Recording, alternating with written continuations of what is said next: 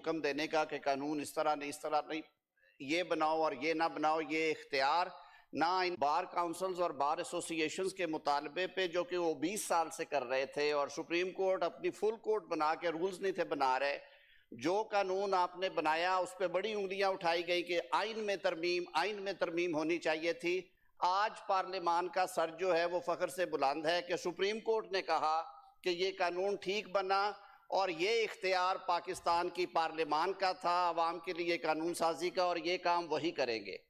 دوسرا، جہاں تک رہی نیب ترامیم کی بات، وہ ایک 3 رکنی بینچ کے، اس میں بھی لارجر بینچ مانگا گیا تھا اس وقت، ایک 3 رکنی بینچ کے سامنے لگایا جس میں 2-1 سے ڈیسیژن دیا گیا، اور اس کی کچھ شکوں کو بحال رکھا گیا، تقریباً 70% شکوں کو. 30% کچھ شکیں تھیں جن کے بارے میں انہیں سٹرائک ڈاؤن کیا، اس کی اپیل ہے. لیکن یہ آرڈیننس آپ یاد کریں گے جب یہ لے کیا گیا تھا، اس میں وہ کچھ ٹیدنگ پرابلمز تھی جو نیب کو ری آرگنائز کرنے کے لیے ضروری تھی، اور جو پروسیکیوشن نے کچھ تجاویز دی کہ ان کا کام افیکٹ ہو رہا تھا اس کی وجہ سے. وائٹ کالر میں انہوں نے کہا کہ جو ریمانڈ کے پیریڈ میں 90 سے آپ نے یکدم 14 کیا، اسے 30 پہ ریشنلائز کر دیں. یہ کچھ اس طرح کی چیزیں تھیں. تو میرے خیال میں جو مثبت قانون سازی ہوتی ہے جس کا بھلا فائدہ پروسیکیوشن ڈیفنس دونوں کو ہو اور بیلنس کریٹ ہو، اس میں ہمیں اس طرح کی بات نہیں آنی چاہیے. یہ ہمارا اختیار ہے اور یہ ہمارے اختیار رہے گا. اسٹینڈنگ کمیٹی کو جی علی ظفر صاحب، کامران صاحب، معذرت کامران صاحب، تھوڑا سا میں آج وکیلوں کا دن ہے نا، میں سمجھتا ہوں کام کو، پھر لا منسٹر کو آخر میں کہوں گا کچھ بولیں. سینیٹر طاہر صاحب نے ایک بات کی جس کا میں تھوڑا سا ریکارڈ کے لیے درست کرنا چاہتا ہوں جناب چیئرمین.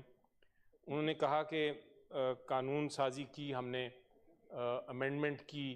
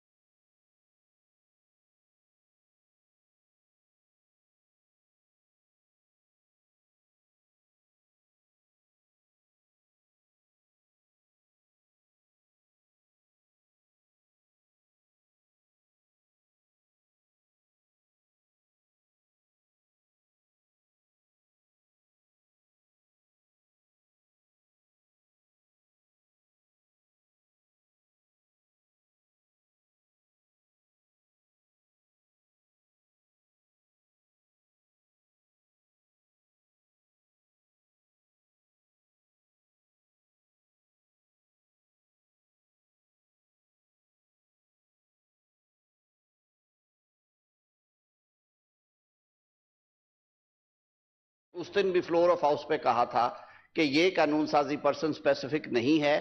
میاں نواز شریف صاحب کا مقدمہ سننے کا حوصلہ رکھیں. میاں نواز شریف صاحب کے مقدمے پہ اس لیے اثر انداز نہیں ہوتا کہ جب اس معزز ایوان نے سیکشن 232 سلیکشن ایکٹ کو امینڈ کیا، اس میں طے کر دیا گیا اس قانون میں کہ جہاں پہ آئین کسی نااہلی کی مدت تجویز کرتا ہے وہ اپر لیمٹ وہ ہوگی، جہاں پہ آئین نہیں کرتا آئین میں دی گئی اپر لیمٹ سے آگے نہیں جائے گا. دنیا میں کہیں نہیں ہے کہ کوئی شخص تا حیات نااہل ہو جائے گا. بھئی یہ کہاں پہ لکھا ہے اور کہاں سے یہ فیصلہ آیا اور اتنا بدبودار فیصلہ کیوں کیا گیا؟ ان وجوہات پہ بھی جائے. Thanks to my friends from the opposition benches, اپنے سیاسی لیڈر کو بچانے کے لیے وہ لا نہیں چیلنج کیا، ہر قانون چیلنج کرتے رہے ہیں. اور میں نے اس دن یہ کہا تھا کہ یہ لا بھی یہ چیلنج نہیں کریں گے کیونکہ یہ بھی پرسن سپیسیفک نہیں ہے، یہ اس ملک کی مستقبل کی سیاست کی راہیں متعین کرے گا. اور وہ آج قانون کا حصہ ہے سیکشن 232 سلیکشن ایکٹ. اس وضاحت کے ساتھ میں یہ ضروری سمجھتا تھا بتانا کہ وہ person specific. Thank you sir. بہت شکریہ. Honourable leader of the house please. بہت شکریہ جی. بٹوین دی لائرز میرا خیال ہے کوئی نان لائر کو بھی کچھ اپنا ویو دینا چاہیے. میں یہ ذرا کلیریفائی کروں گا محترم علی ظفر صاحب نے جو کہا، یہ ایک ویل انٹینشن تھی ریٹروسپیکٹیوٹی. وی آل نو کہ 184(3) کا کئی اس ملک میں لیے گئے ہیں سو موٹو اور اس کے بعد فیصلے جو ہوئے ہیں وہ کنٹروورشل ہیں آج تک. ٹھیک ہے, Panama was one of them. یہ ایک سنسٹ کلوز رکھی گئی تھی, 30 دن کا صرف ٹائم تھا کہ آج تک آل 184(3) چونکہ ان کو اپیل نہیں تھا, اویلیبل نہیں تھی. پچھلا سارا پروسیس مجھ سے دونوں دائم علی ظفر صاحب ادھر اعظم صاحب بہتر سمجھتے ہیں کہ لوگوں کو وہ ریویو کا ایک ملتا تھا, ریویو پھٹک سے اڑ جاتا تھا. تو اس میں جو امپروومنٹ کی گئی تھی اور جو ان کو ایکسیپٹ کیا فل کورٹ نے میجورٹی کے ساتھ, اور اس کے ساتھ یہ تھا کہ جی اب آپ کے پاس رائٹ آف اپیل ہوگی کیونکہ پیچھے آپ کا پروسیس ہوا ہی نہیں. سو موٹو انسٹنٹلی اس کا بھی اس میں بھی ویلیو ایڈیشن ہے کہ سو موٹو کے جو بینچ بنے گا کیسے بنے گا وغیرہ وغیرہ. تو یہ ایک جینون آنےسٹ اینڈ سنسیئر ایک اس میں ریٹروسپیکٹیوٹی کی کلوز ڈالی گئی تھی. اس کا سن سیٹ تھا 30 دن. جتنے آج تک 184(3) کے جن کے فیصلے وہ اگر لانا چاہیں تو اپیل لے آئیں. میرا خیال تھا بہت اچھا تھا. بہرحال انہوں نے جیسے اعظم صاحب نے کہا 7-7 تھے, جس طرح ووٹ ڈلتا وہ ایک ووٹ ادھر آ جاتا تو یہ آج ہوتا ویلڈ ہوتا اور پتہ نہیں کچھ درجنوں آتی میں بھی جاتا. یعنی میرا کیس کیا تھا, اب میرا نام پاناما میں نہیں تھا, میرا نام 20 اپریل کی ججمنٹ میں نہیں تھا, اور all of a sudden parachute ہو گیا آگے جی 20 ٹیکس ریٹرن تھی. میں نے زندگی میں کبھی 20 منٹ ٹیکس ریٹرن ڈیلے نہیں کی in the last 45 years. I would have gone there, I would have said کہ جی پروو کرے, کال دا FBR, سی دا ریکارڈ. یہ ہماری بدقسمتی ہے کہ ایسی چیزوں کو ٹھیک ہونا چاہیے تھا. آئی تھنک کہ اگر یہ یعنی ہولڈ ہو جاتی اور یہ افیکٹو ہوتی, it would have been a very good part of the addition in the judicial process in the history of Pakistan کہ لوگوں کو ایک موقع ملتا. میں I was the candidate to go there and prove. علیحدہ بات ہے کہ نیچے آ کے JIT کا ہیڈ آ کے کہہ دیا جی ہم نے FBR میں چیک ہی نہیں کیا. او بھائی تم کیسے 21 گیٹ کے آفیسر ہو, ہیڈ آف JIT پاناما ہو, یو ڈونٹ نو کہ ٹیکس ریٹرن فائل کہاں ہوتی ہے. یہ پولیٹیکل جو وکٹمائزیشن اور جو یہ جو اس ملک کی ہسٹری ہے نا, اس کو ٹھیک ایسی چیزوں سے ہوگا. آئی وش کہ یہ اپ ہولڈ ہوتی. آئی وش کہ ہم جاتے, جو بھی جاتے, جن کے بھی آج تک 184(3) میں تھے ان کو جانا چاہیے, انکلوڈنگ میاں نواز شریف. جتنا ایویڈنس آ چکا ہے وہ تو بڑا کلیئر ہے کہ سارے کا سارا میلا فائڈ ہی تھا. ان کو گھر بھیجنا تھا. یہ انہوں نے وہ لائف ٹائم کا تو انہوں نے ذکر کر دیا. فارمر چیف جسٹس خود ریمارکس دے گئے کہ لائف ٹائم تو یعنی بڑا ان ریزنیبل ہے. تو میرا مطلب ہے کہ یہ چیزیں ہو گئی. میں صرف with all due respect to both Ali Zafar صاحب اینڈ اعظم طاہر صاحب, I just wanted to put on record it was well intentioned addition. I been involved in that drafting. سو اس لیے میں چونکہ لا منسٹرز کا میں بہت کا اسسٹنٹ رہا ہوں ان کاموں میں, تو میں اپنی کلیئرٹی دے رہا ہوں کہ اس میں بلیو می جناب چیئرمین کو کوئی میل انٹینشن نہیں تھی اور ون آف اپرچونٹی تھی. 30 دن کا بعد ختم ہوئی نہیں سن سیٹ کلاس. تو thank you so much. I just wanted to be on record کہ what is the truth behind that particular retrospective class 30 days والی. بہت شکریہ صاحب. ایسے اسسٹنٹ رکھیں, اس لیے کامیابی آپ کے پاس ہے. جناب سینیٹر کامران مرتضیٰ صاحب پلیز. جی سر. جی سر, شکریہ سر. بسم اللہ الرحمن الرحیم. سر کچھ باتیں جو ہے وہ میرا خیال ہے کہ وہ اصول کے مطابق ہونی چاہیے. ایک اصول کی بات شاید یہ ہے کہ ایک جس آرڈیننس کو ہم فردر ایکسٹینشن دینے جا رہے ہیں, کیا اس کو وہ ایکسٹینشن جب اس ہاؤس میں معاملہ آ جاتا ہے تو ایکسٹینشن جو ہے نا اس کو میکینیکلی دے دینی چاہیے سر, بغیر سوچے سمجھے. اور اسپیشلی جو ہے اس ایکسٹینشن ہو گئی سر ہو گئی ہے, مگر آپ نے اس وقت ٹائم نہیں دیا. آپ نے ٹائم نہیں دیا, کم از کم ریکارڈ جو ہے وہ درست رہے. آپ نے ایکسٹینشن دے دی, بہت اچھا کیا. ہم سارے یہاں پہ آپ کے جو ہے نا شارٹ نوٹس کے جواب میں آ بھی گئے, ہم نے ایکسٹینشن دے بھی دی. مگر ایکسٹینشن جو ہے نا وہ ہم نے کس کو دی ہے, جو کہ سپریم کورٹ نے جس کے بارے میں کوئی کچھ کہہ دیا ہے. اور جب کچھ کہہ دیا ہے تو وہ سوال یہ نہیں ہوگا کہ وہ 3 ممبر بینچ ہے, اس کے خلاف اپیل فائل ہو سکتی ہے, اپیل فائل نہیں ہو سکتی. اگر وہ 2 ممبر بینچ بھی کوئی فیصلہ کر دیتا تو بھی جو ہے وہ فیصلہ سپریم کورٹ کا ہی فیصلہ ہوتا. ہم پہلے سے کس طرح سے جو ہے نا یہ پریمپٹ کر سکتے ہیں کہ وہ فیصلہ جو ہے وہ کیا ہوگا.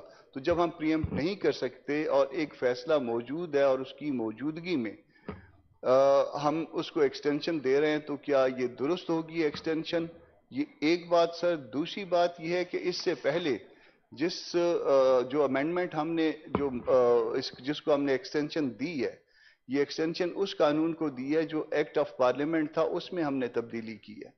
اس ایکٹ آف پارلیمنٹ کے لیے شاید اس میں ڈیبیٹ ہوئی ہوگی، کمیٹی میں گیا ہوگا، اس کو سوچا گیا ہوگا، اس پہ مائنڈ اپلائی کیا گیا ہوگا.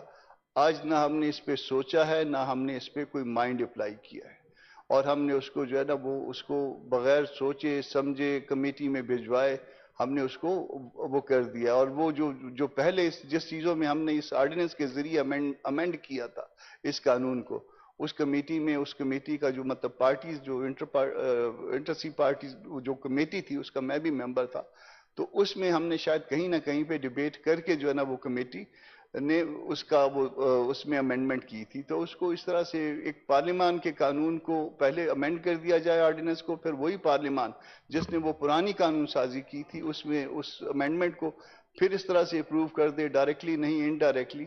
تو میرا خیال ہے کہ یہ جو کچھ بھی ہوا ہے درست نہیں ہوا سر. اس کے ساتھ ساتھ سر چونکہ آپ نے ابھی فلور مجھے دے دی ہے، ایک چیز ہمیشہ جو ہم وہ کہتے آئے ہیں سر، الیکشن کے حوالے سے اور صدر کی ڈیٹ دینے کے حوالے سے، آج وہ صدر کی ڈیٹ دینے کا معاملہ شاید سپریم کورٹ میں بھی کلیئر ہو گیا ہے کہ ڈیٹ الیکشن کی کس نے دینی تھی. آرٹیکل 48 میں صدر صاحب نے دینی تھی، جس میں وہ ناکام رہے.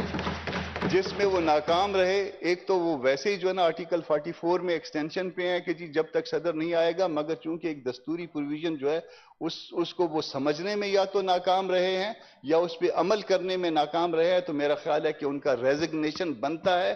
اگر اس طرح کے بلنڈر جو ہے وہ صدر کے عہدے پہ بیٹھے لوگ کرتے رہیں گے تو اس کا مطلب ہے کہ وہ دستور کی لاقانونیت اور دستور کی وائلیشن جو ہے وہ مستقل چلتی رہے گی. میں آپ کے توسط سے اس ہاؤس میں یہ مطالبہ کرتا ہوں سر کہ صدر صاحب چونکہ اس نے آرٹیکل 48 کے پرسنس میں ڈیٹ نہیں دی تھی، اس لیے اب ان کا کوئی حق نہیں ہے کہ وہ آرٹیکل 44 کا فائدہ لیں اور کنٹینیو کریں ایز صدر کے طور پہ، اور ان کو جو ہے سٹیپ ڈاؤن ہو جانا چاہیے. بہت شکریہ. ایک منٹ جی دلاور خان دے گا ہوں، ایک منٹ. بسم اللہ الرحمن الرحیم. معذرت میں ابھی آ رہا ہوں آپ کی طرف. جی بسم اللہ الرحمن الرحیم. بچھڑنے کا ارادہ ہے تو مجھ سے مشورہ کر لے. کس سے بچھڑ رہے ہیں؟ محبت میں کوئی فیصلہ ذاتی نہیں ہوتا. جناب چیئرمین صاحب، یہ جو آرڈیننس کا موشن یہاں آیا تو یہ تو پہلے پچھلی حکومت نے کیا تھا، اور ہمارے اسلام میں بھی بہت زیادہ اہمیت مشورے کو دیا گیا ہے. اگر 15 ممبر بینچ سپریم کورٹ نے جس کے سامنے 183(4) کا ایشو آیا تو اسی چیف جسٹس صاحب نے اپنے اختیار کو کم کر کے مشورے کو ترجیح دی. ابو بکر رضی اللہ تعالیٰ عنہ، اگر آپ اسلامی تاریخ پڑھ لیں تو جب دوسرے خلیفہ کی تعیناتی کا مسئلہ آیا تو ابو بکر صدیق رضی اللہ تعالیٰ عنہ نے کہا کہ یہ سینئر صحابہ کرام موجود ہیں اور آپ آپس میں مشورہ کریں. لہذا وہ بیٹھ گئے اور حضرت عمر رضی اللہ تعالیٰ عنہ کا خلافت کا تعیناتی ہوئی. جناب چیئرمین صاحب، یہ ہاؤس آف فیڈریشن ہے، یہ چاروں صوبوں کو ریپریزنٹ کرتا ہے. آرڈیننس تب لایا جاتا ہے کہ حکومت وقت کو اگر ضرورت ہو. اب موجودہ حکومت کو یہ ضرورت پیش آئی ہوگی تب جا کے انہوں نے یہ آرڈیننس لے آئے تاکہ آئینی تقاضے پورے ہوں. اس میں کسی کو کیا اعتراض ہو سکتا ہے؟ اور باہمی مشورے سے اگر یہ کام ہو تو جس طرح میں نے شعر پڑھا کہ محبت میں کسی کا ذاتی فیصلہ نہیں ہوتا، اس حکومت کا کوئی ذاتی وہ تو نہیں ہے، ریکوائرمنٹ ہے اور حکومت یہ بل لے آئے. بس یہی کہنا تھا. والسلام. سعدیہ عباسی صاحبہ. Thank you, Mr. Chairman. Mr chairman, یہ آج جو آرڈیننس پاس کیا گیا ہے، طارر صاحب نے کہا کہ یہ ڈیفنس اور پروسیکیوشن دونوں کے بینیفٹ میں ہے، تو میں یہ کہوں گی کہ ڈیفنس کے تو کسی صورت بھی بینیفٹ میں نہیں ہے، البتہ پروسیکیوشن جو نیب ہے، نیب کو اتنا مضبوط کیا گیا ہے کہ ہر چیز نیب کے بینیفٹ کے لیے کی گئی ہے۔ جو سب سے ضروری اور سب سے اہم جو چیز ہے اور جس کی خاطر یہ آج یہاں لایا گیا ہے وہ آرٹیکل 5 سب کلاز بی ہے۔ The chairman may appoint advisors, consultants and experts on payment of such fee or remuneration as he may determine to assist him in performing the functions of the NAB and the discharge of his duties under this ordinance. یہ mister chairman, یہ جو ہے یہ کالا قانون ہے، NAB کا جو قانون ہے یہ کالا قانون ہے، یہ ایک ڈکٹیٹر کا بنایا ہوا قانون ہے، یہ ایسا قانون ہے جس نے کوئی فائدہ پاکستان کو نہیں دیا۔ ایک جمہوری حکومت ہوتے ہوئے بھی ہم اس کو سیٹ اسائیڈ نہیں کر سکے کیونکہ ہمارے ہاتھ بندھے ہوئے ہیں، اور اگر ہم اس کو سیٹ اسائیڈ نہیں کر سکے تو آج ہم کو اس کو انڈورس کرنے کی اس ہاؤس کے ذریعے ضرورت نہیں تھی۔ ہم نے تو نہ ہم نے یہاں آنے سے پہلے پڑھا، نہ ہم نے اس کو دیکھا تھا، اور یہاں لا کر اور لیجسلیٹرز کے سر پہ یہ بندوق رکھ کے چلائی جا رہی ہے، اور بینیفٹ کس کو ہے؟ ایک سینیٹر صاحبہ ابھی بل بن گیا، کمیٹی میں جائے گی جس پہ ڈیبیٹ ہوگی۔ جی کوئی ڈیبیٹ نہیں ہوگی، سب ہمیں پتہ ہے اس ملک میں کس چیز پہ ڈیبیٹ ہوتی ہے اور کس چیز پہ ڈیبیٹ نہیں ہوتی۔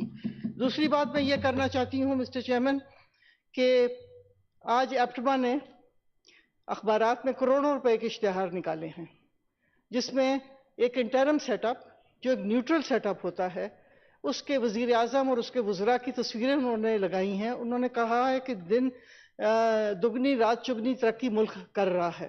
اگر ایپٹما نے سیاست کرنی ہے تو باہر نکل آئے اس حکومت میں سے، ان کا کوئی حق نہیں ہے کہ وہ اس جگہ پہ بیٹھ کے وہ سیاست کریں جس میں ان کا مینڈیٹ، کوئی سیاسی مینڈیٹ نہیں ہے۔ یہی ایپٹما والے تھے جنہوں نے کہا کہ حکومت کی پالیسیوں کی وجہ سے فیکٹریاں بند ہو رہی ہیں، ہمارے ایکسپورٹس نہیں ہو رہے، ہمیں فورن ایکسچینج نہیں مل رہی، ہم تو دیوالیہ پن کی طرف جا رہے ہیں۔ وہ کیا ہو گیا کہ جب ان کا ایک ممبر آ کے بن گیا منسٹر تو سب کچھ ٹھیک ہونا شروع ہو گیا۔ خدارا اس ملک کے ساتھ یہ دھوکہ بازیاں مت کریں، یہ ان کا کوئی مینڈیٹ نہیں تھا جو آج انہوں نے اشتہارات نکال کے اور گمراہ کر رہے ہیں۔ یہ جو گیس کی قیمتیں بڑھائی گئی ہیں، یہ اس کا جواب کون دے گا؟ کون سمجھائے گا صوبوں کو کہ آپ کے اختیارات پہ ڈاکہ ڈالا گیا ہے؟ اور یہ سوال اٹھے گا جب بل آئیں گے۔ جو بل انہوں نے دیے اس میں income tax, withholding tax, sales tax اور فیس لگا کے یوٹیلیٹی بلز کے اوپر اور لوگوں سے پیسے ایکسٹریکٹ کیے گئے۔ یہ ایکسٹارشنسٹ پالیسیز اس انٹرم سیٹ اپ کی ہیں، اور ہمیں یہ سمجھانے کی کوشش کر رہے ہیں کہ جی یہ جو ہے ہم ملک کو ترقی کی طرف لے کے جا رہے ہیں۔ ان کا تو یہ مینڈیٹ نہیں تھا۔ الیکشن کی ڈیٹ فیبروری تک جانے کی کیا ضرورت ہے؟ الیکشن تو اگلے مہینے بھی ہو سکتے ہیں۔ کون سی ایسا کمال ہے، کون سی ایسی وجہ ہے جو رکی ہوئی ہے؟